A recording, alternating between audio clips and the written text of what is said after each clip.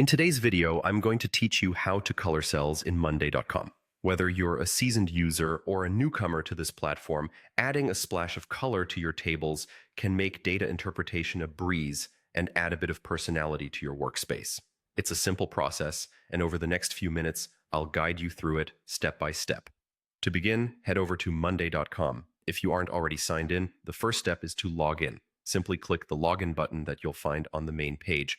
Once you've clicked, you can choose to log in with your Google account. Click on Google, select your account, and you're back in action on your Monday.com workspace.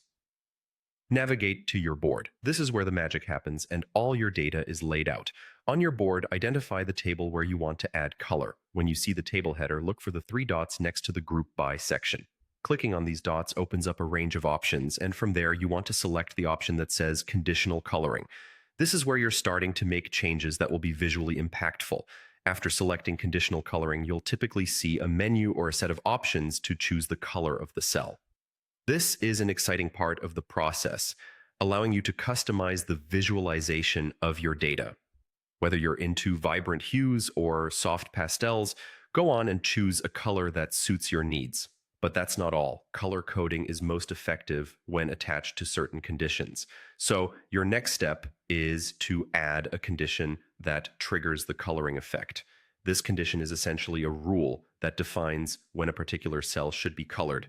Maybe you want cells to change color based on deadlines, priority levels, or specific entries. This functionality helps in instantly recognizing data points that need your attention, visually guiding you through your tasks. And that's it. With these steps, you have successfully added an expressive layer to your data management in Monday.com. Remember, this isn't just about adding aesthetic value, it's about enhancing clarity and prioritization in your workflow.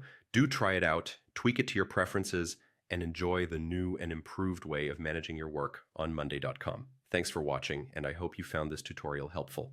Happy organizing!